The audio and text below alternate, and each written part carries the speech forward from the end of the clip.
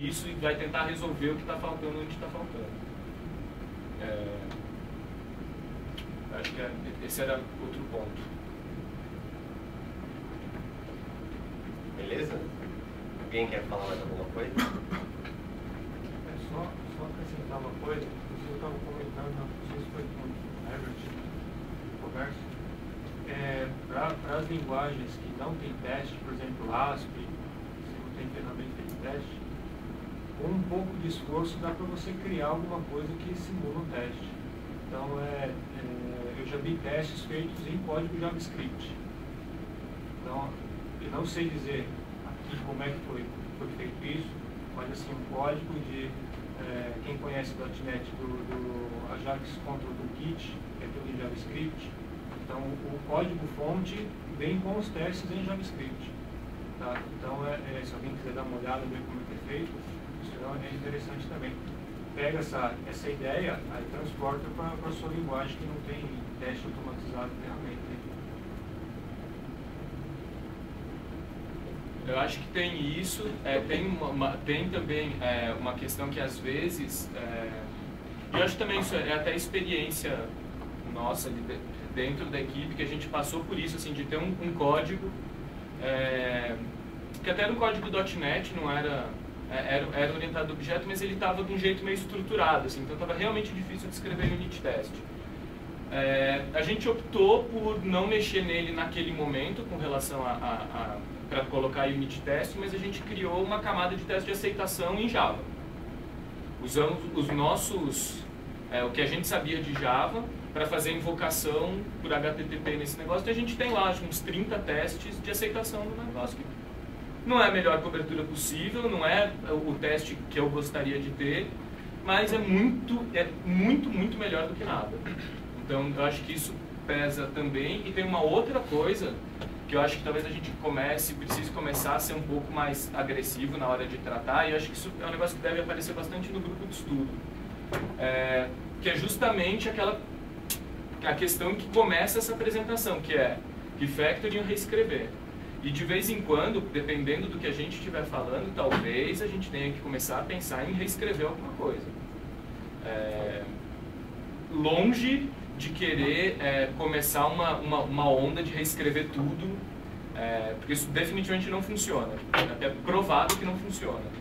Mas às vezes tem algumas coisas que você pode olhar e falar, pô, mas olha, tem esse código ASP que é importante ou é crítico, a gente costuma ter problemas nele, então provavelmente vai pagar a gente reescrever isso em .NET para ter os nossos testes direitinho. Então a gente também tem que começar a identificar quais são os pontos que estão doendo, e ao invés de se acostumar com a dor, tem que pensar no que dá para fazer. Não dá para refatorar, não dá para escrever teste, dá para reescrever. Se dá para reescrever, vamos começar a pensar nisso.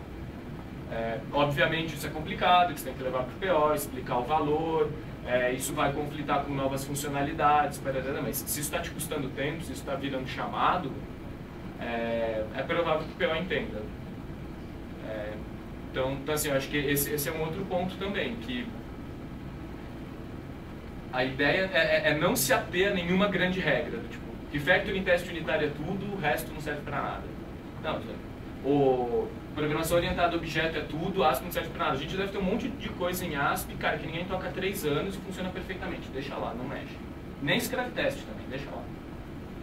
Então assim, começar a identificar essas coisas e tem que ser bastante crítico com relação ao sistema como um todo, né?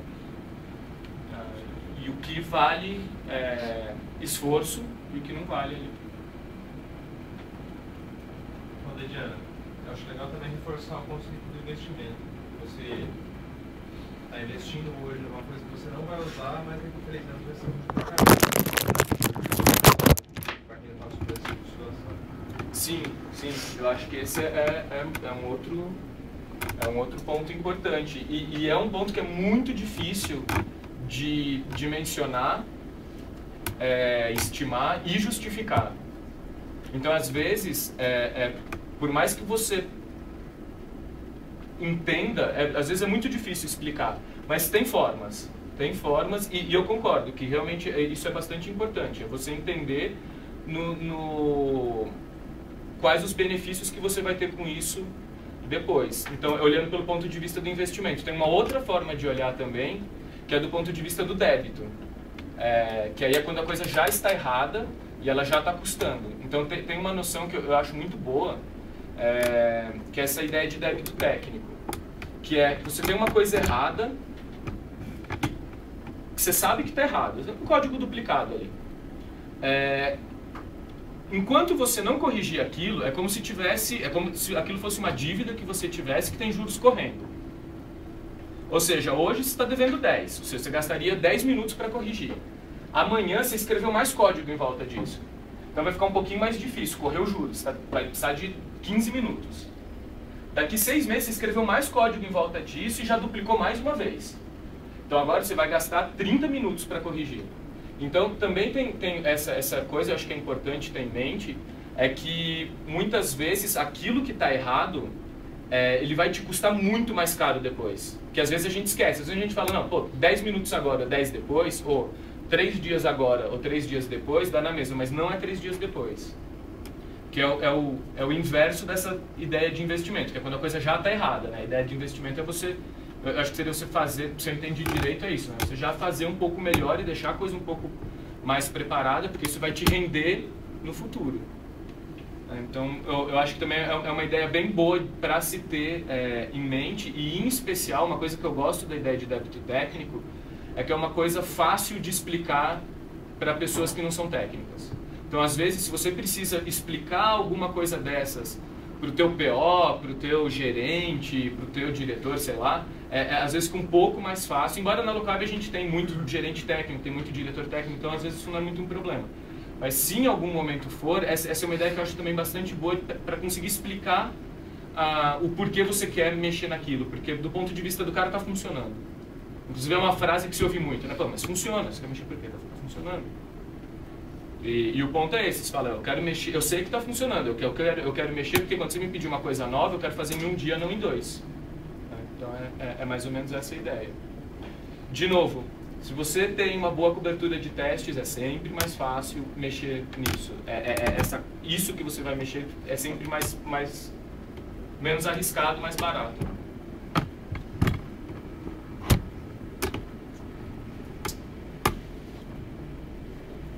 Valeu, gente. Obrigado.